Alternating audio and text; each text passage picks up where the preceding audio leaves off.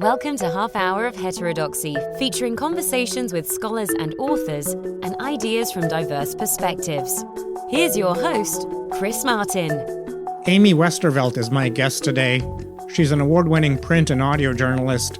She contributes to The Guardian, The Wall Street Journal, and The Washington Post, and in 2015, she received a Rachel Carson Award, and in 2016, an Edward R. Murrow Award for her environmental journalism. She's the creator and host of the podcast Drill, the first true crime-style podcast about climate change, and also the most popular podcast about climate change. We'll be talking about that podcast today. The first season of the podcast traced the corporate-funded messages that promoted a positive view of the fossil fuel industry in the face of climate science.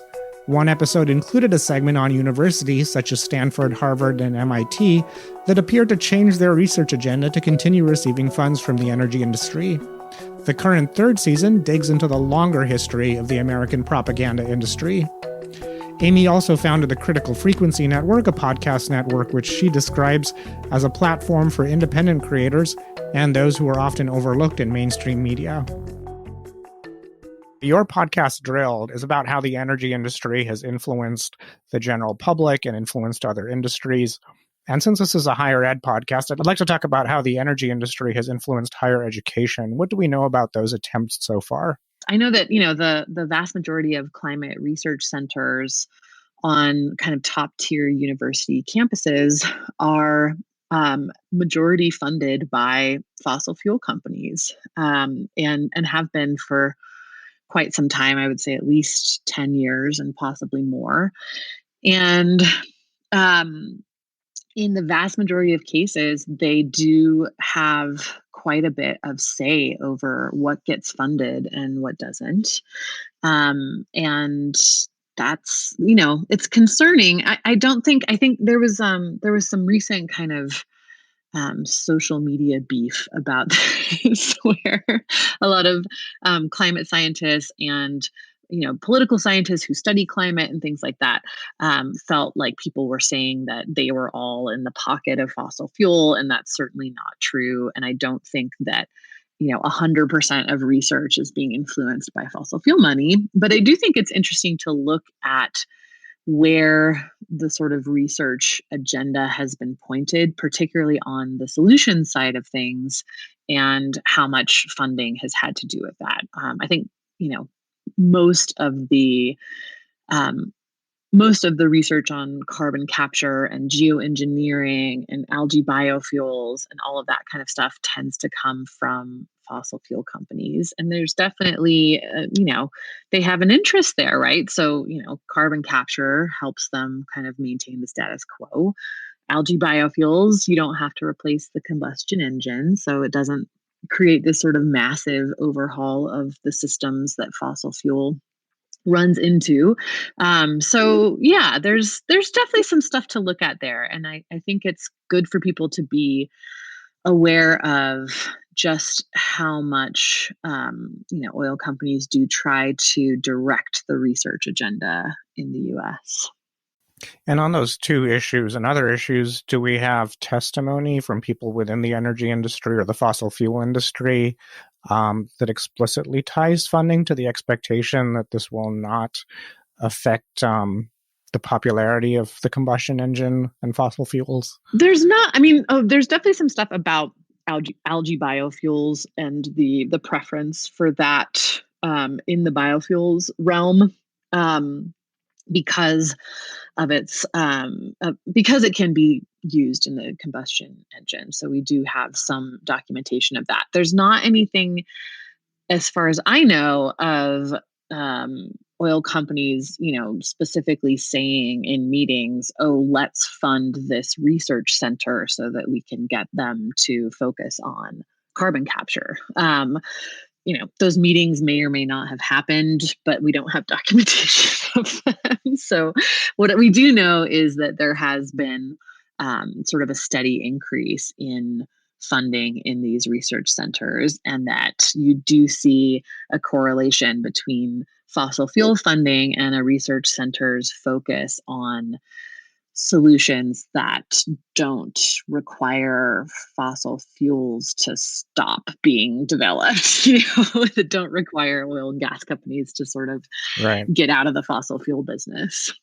So yeah, which to me, like for me, that's interesting on a couple of points. I mean, I think that it definitely shapes the broader cultural conversation around climate. I talk to a lot of people who kind of especially point to I think, I don't know, carbon capture technology really seems to be this thing that people want to be valid and helpful. It sounds like a huge relief if we could have this technology that just sucks all the carbon out, because not only could we potentially stave off the more extreme impacts of climate change, but there's even this sort of like we could reverse the clock kind of thinking on that's appealing to people. So you're definitely seeing that make its way into a lot of conversations. But then, of course, it provides a whole foundation for policy. And a lot of policymakers will point to academic research as their justification for proposing certain things. So I don't think that it's any accident that oil and gas companies figured, oh, hey, we should we should get into the research business. And they've long had partnerships with universities, and for a long time they had their own. I don't know. For a long time, oil and gas companies invested more in their own sort of internal research departments. And then there was this gradual shift kind of starting in the 90s to fund research elsewhere. And again, I don't think there's any documentation of that being particularly a strategic move done to lend credibility to research that they wanted done or anything like that, although I wouldn't be surprised if that's the case. But there was this shift, and they're now heavily invested in a lot of university research centers. And in season 1 of the podcast, you interviewed Ben Franta and Geoffrey Supran, Yeah. About a specific case at the Harvard Business School. Tell Yeah. me a bit about that case and what we know about the research that Franta and Supran are doing. Yeah. Harvard is a really interesting case. And at the time when they first started working together, I think Ben was at Harvard and Geoffrey was at MIT, and they looked at both of those campuses and found, MIT has got just loads of fossil fuel funding. And they both kind of said, anecdotally, that they noticed that there were certain ways that these companies were influencing what they were kind of allowed to talk about or research, which is weird for an academic. Right. So like Geoffrey tells this story about going to like kind of an event that was hosted at MIT, and there was a documentary that had been produced by Shell that was sort of like, we need to look for solutions on climate and not regulation and, all that kind of stuff. And he asked a question about, whether whether there was a conflict of interest there, and whether, they should really be looking at this without any sort of input from the fossil fuel companies. And he, was sort of vaguely threatened that like if he wanted to continue doing research, he needed to stop asking those kinds of questions, Yeah. And then Ben was at the Kennedy School at Harvard at the time and was told he and several other postdocs were told not to answer any questions from press people about where their funding came from, which again is like a very weird thing, for an academic to be told, keep quiet about this funding. Yeah, in general, when you publish, you are supposed to report where you got funding from. That's the convention in academia. Yeah. So, and that, it's sort of, there's the Harvard Business School, there's the political science kind of program at Harvard too, has quite a few fossil fuel guys. In fact, the president of the American Enterprise Institute has just left that organization, which is sort of a dark money funded think tank that often pushes climate denial, to become a professor at Harvard, I believe in the Kennedy School. So there's a lot of there's definitely kind of a revolving door between the fossil fuel industry and Harvard. It's unfortunate. Do we know which other universities, if the list isn't too long, which other universities fossil fuel companies are donating money to with some expectation of reciprocity? Yeah. So actually, there was a really good report that came out in 2010. So it's pretty old now, but I was checking this morning to make sure that none of these universities have kind of changed their minds about taking oil money. And in fact, they have not. so, uh, so let's see. This was from the Center for American Progress. I don't know if you've seen this report. It's called Big Oil Goes to College. Oh, it's really good. I'll send it to you after this because it's totally worth checking out. It's really well done. But I know, I mean, off the top of my head, I can tell you Stanford, MIT, Harvard, UC Berkeley. They all have big, kind of big ones. Arizona State University, University of Illinois at Urbana-Champaign, University of California at Davis, Colorado School of Mines, no surprise there, University of Colorado Boulder, Colorado State University, Georgia Institute of Technology, Iowa State University, and Texas A&M.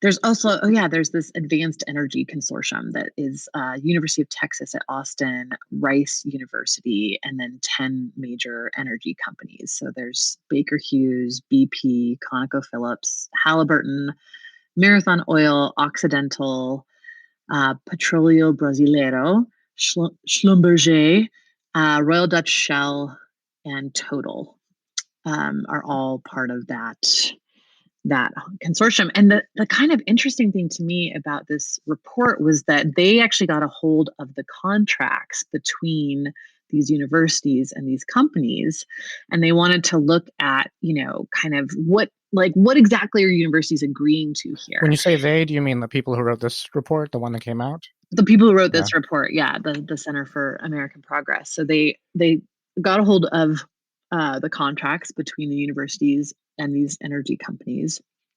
And it says in 9 of the 10 energy research agreements we analyzed, the university partners failed to retain majority academic control over the central governing body charged with directing the University Industry Alliance. 4 of the 10 alliances actually gave the industry sponsors full governance control.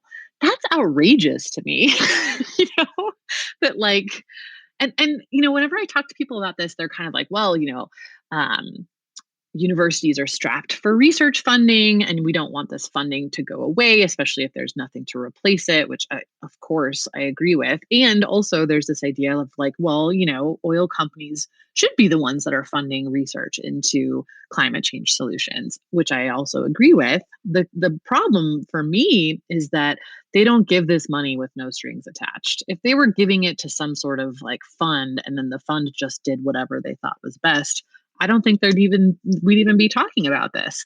But this thing of, they're asking for input on the research agenda, and that's what they're buying with this money. That's the part that I think is fairly concerning.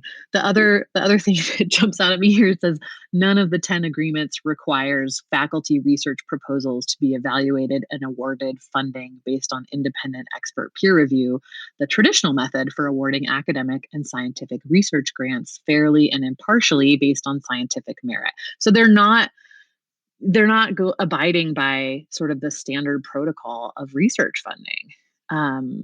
And yeah, it's definitely concerning. I know when I talked to Stanford about this and sent several questions about their they have, let's see, I'm gonna have to look up. I can tell you also what their publicist said to me because I was kind of shocked by it. And this actually, I was talking to. This was in the context of I was doing some research for the episode of the podcast where I talked to Ben and Geoffrey. So let's see. It's called GCEP, the Global Climate and Energy Project. So it says the very first line of this note that she sent me, which is about their project selection process, says the Global Climate and Energy Project and its sponsors have worked together to create a project selection process. So their sponsors have been involved in creating the entire process by which they evaluate proposals. And then she sent me this flow chart that shows like the approval process, and the sponsor management committee has final approval of every project. Okay. And then let's see. And then so it's called the Global Climate and Energy Project, but she made a point of saying that GCEP does not do research on climate science or work on climate science communications. Instead, the program is focused on conducting research to lower greenhouse gas emissions from energy use. So specifically targeted at lowering emissions from the existing kind of energy structure. Which is it's very interesting. And I forgot to mention, this is a center that was established by funding from ExxonMobil, which is still the majority funder of the center. Very similar, very, very similar kind of setup at the Carbon Mitigation Initiative at Princeton, which is funded by BP. So there's another university that's involved. So one could argue that the goal here is to reduce emissions. So in a way, it's a benevolent goal. Do we know if there's any systemic problems if that's all we're focusing on? I don't know. This is actually something that I think Ben is looking into, is sort of, is this focus somehow kind of connected to extending the status quo? And let's see. Oh yeah. Okay. So I asked Ben about this, and he said, this framing lowering greenhouse gas emissions from energy use is interesting. Who could argue with that? But it's a fossil fuel friendly framing. It could include making oil and gas production more efficient, ramping up gas production in general, and focusing on end use energy efficiency, long a favorite of the fossil fuel industry, the energy equivalent of low tar cigarettes. The program is not focused on reducing reliance on fossil fuels, accelerating clean energy development, or anything directly inimical to the program's fossil fuel industry sponsors. This influence over program mission is an important element of industry funding. So that's interesting. This again this is just Ben's kind of take on it. So I don't have like a document that says, ha ha ha, we're like we're right. doing this to keep oil production going. But I think, I don't know. It's been a while since I looked at this too. So I'd be interested to go back and see what they've funded from 2018 to now, and see if there's any kind of trend there in terms of the stuff that they seem to have a preference for. So the goal here is to produce research that does ultimately get published in peer-reviewed journals. So there is some degree of checking at that end. Is that correct? Yes, that's correct. But there again, that's also kind of, there's, I don't know. This is such a thorny area, because there's a long history of doing totally legitimate research that also derails progress on, climate action. You saw it in tobacco too. Like there was a bunch of tobacco funding that went towards cancer research into all the various other causes of cancer. That research was totally valid, but it did also help the industry continue to say, well, it might not just be tobacco. So it was useful for the continuation of that industry. Exactly. Okay. Yeah. And I think you're kind of seeing a similar thing here, where it's like, it's not bad to research carbon capture or emissions reductions or algae biofuels or anything like that. It's just a little bit questionable as to, are we researching the things that would most quickly move the needle? Or are we researching the things that are the most comfortable for the oil industry? So is there now a counter movement with environmental foundations donating money to universities to promote other types of research? Well, I think there's just a huge money mismatch there. I mean, environmental organizations, yes, like they want to donate too, but they don't have the kind of money that the oil and gas industry has. Right. Um, they're outspent, I think, 10 to 1 on the sort of communications and advertising front. And I would imagine it's probably similar on the research side. So you sort of just have this David and Goliath problem. And it is unfortunate that there is not another, you know, constituency that has the kind of money to provide this kind of funding if it were to go away. One thing that's been talked about is that as part of a lot of the sort of climate liability cases that are ongoing and various other kind of climate litigation efforts, and or as a policy move, that the oil and gas companies could be required to provide funding that they don't have control over. So that is something that's been discussed, but I think that, I mean, that would pretty much only happen if it was kind of like a legal requirement or a policy requirement. I don't think they're going to make that. I don't think they're going to, I don't think they're going to make that decision on their own. Right. So stepping away from Yeah. higher ed, you've written a really popular article called How the Fossil Fuel Industry Got the Media to Think Climate Change Was Debatable, which is also sort of the gist of a big part of season 1, and I think season 3, to be fair, as well. So can you talk a bit about what we know? I mean, I know it's hard to summarize because you've got 10 hours of podcasts there, but what's the gist of what we know about that? Well, it is, I would say also, season 1 and season 3. And that's an interesting, it's kind of an interesting scenario where basically the industry, has all of these different tactics, one of which is science denial, but they have lots of other tactics too. And they sort of lean on one or the other depending on what is playing well. So as you're sort of seeing the science denial thing not really working anymore, that you're seeing sort of a resurgence of these kind of old propaganda efforts that they've been deploying for decades. So there is, as far as, getting the media to think that climate change was debatable, there is a specific guy. His name was Herb Schmertz. He worked for Mobil Oil, and he kind of created this whole idea that if you didn't like how your company was being covered, you could sort of bully journalists into overcorrecting in your favor. So he talks about this in a book that he wrote. We also found some old footage of him doing an interview after he had left Mobil. So he might have been feeling a bit more like he could share this information. Right. I don't know. But he said, I would attack them because I wanted them to cover Mobil's point of view.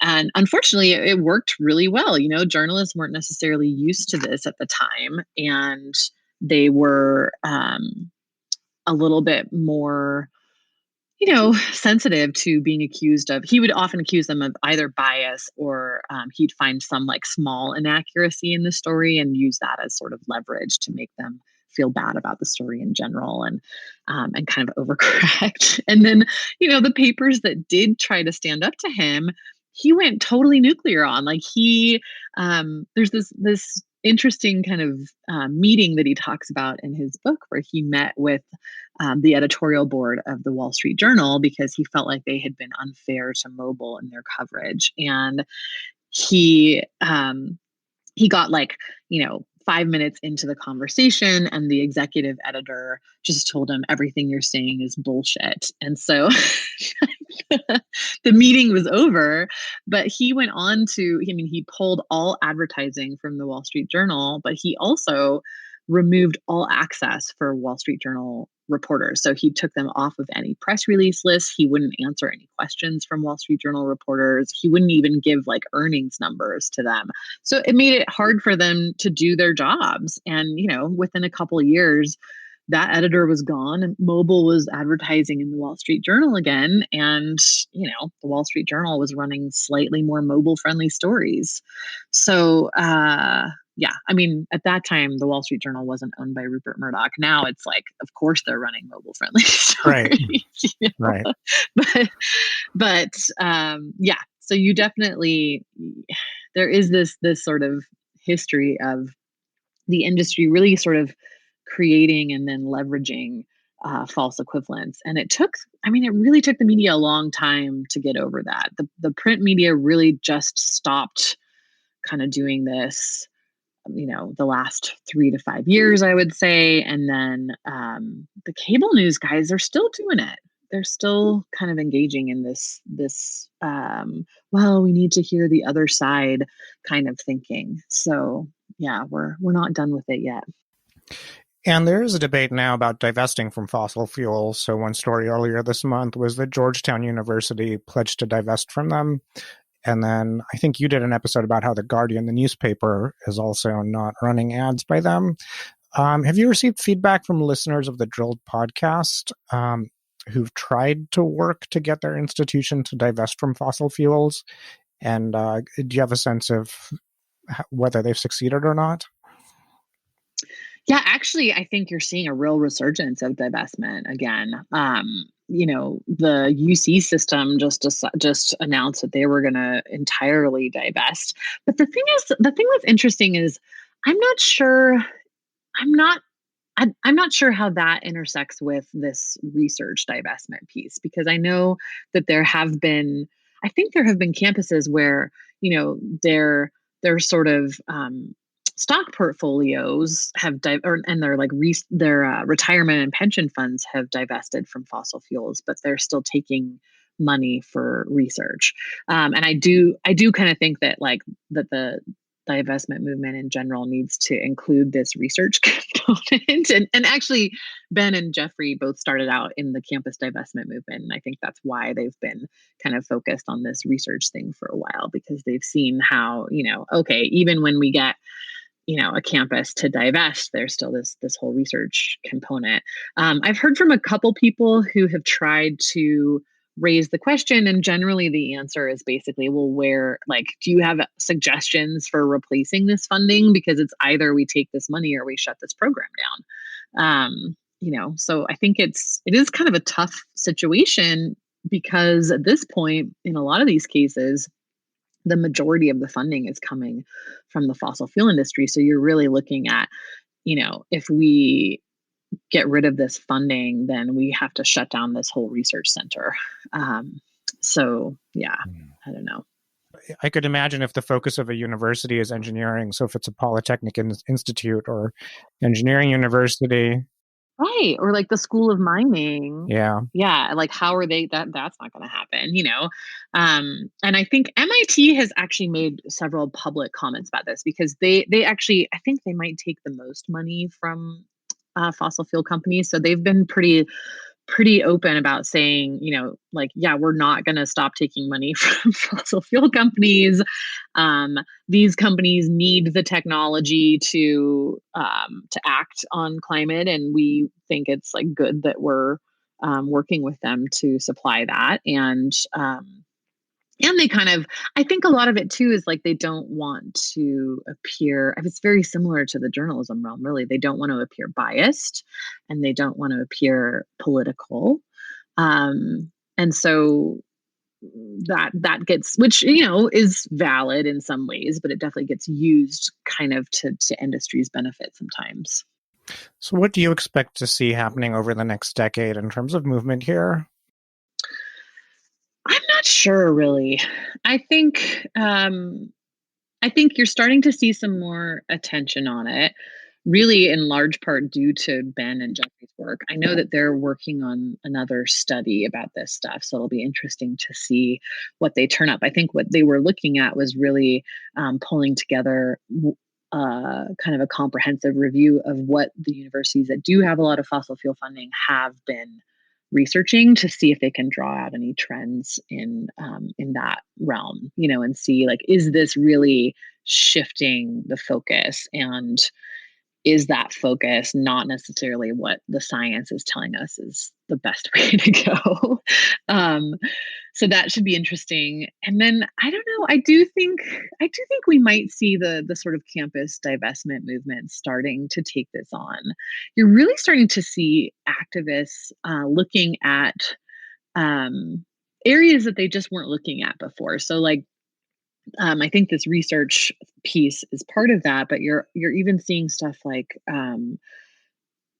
people kind of going after the tech industry for like supplying software to these companies, which is something I hadn't even really thought about. And it almost seems like initially I'm kind of like, oh, come on, what are they supposed to like not be allowed to use Microsoft Word or something, Right. But it's an interesting approach, that like I'm talking Was to. Microsoft one of the companies they were going after?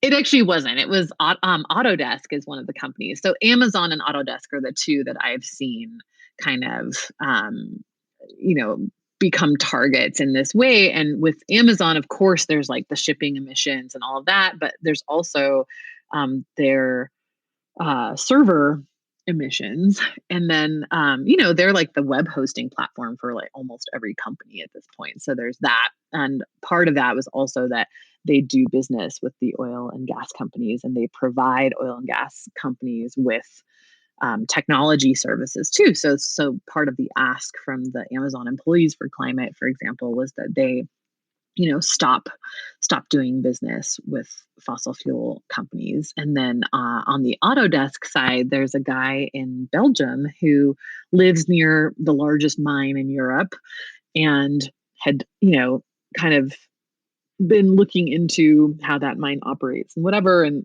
realized that they use Autodesk software for all of their kind of operations and mine planning and all that kind of stuff, which Autodesk has long positioned itself as sort of a company that's aligned with sustainability and that's like enabling sustainable building and all of this kind of stuff. So he has been kind of waging a one-man campaign, but it's starting to get some traction. And he's sort of like, Autodesk should not be supplying software that basically enables more efficient mining. So I don't know. It's interesting. I don't know what I think about that yet, but it's definitely an interesting development in sort of how the next wave of activists are attacking the issue. And this is my last question. What are your plans for season 4 and future seasons of Drilled? Well, I have actually, when I first started Drilled, it was going to be a limited release, one season thing. and then when I started doing the research, I was like, wow, there are actually so many stories contained in just sort of the climate accountability space and what are the things that have stopped us from acting on climate. So I do have several stories planned for the future. There's one is about a particular case. Another is about an egregious and crazy pipeline project. And I'm doing, I can't say too much because I'm doing some ongoing reporting around, the automotive industry, some other oil companies that haven't been in the press so much, and building some future seasons around those too. Great. Well, Amy, it's been great having you on the show. Thanks for joining us.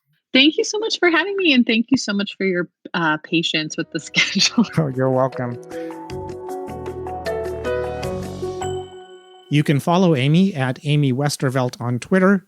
You can also find her podcasts and other podcasts in the Critical Frequency Network at criticalfrequency.org.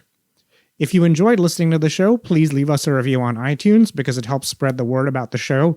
And as always, you can reach me at podcast@heterodoxacademy.org and follow me on Twitter at chrismartin76. Thanks for listening.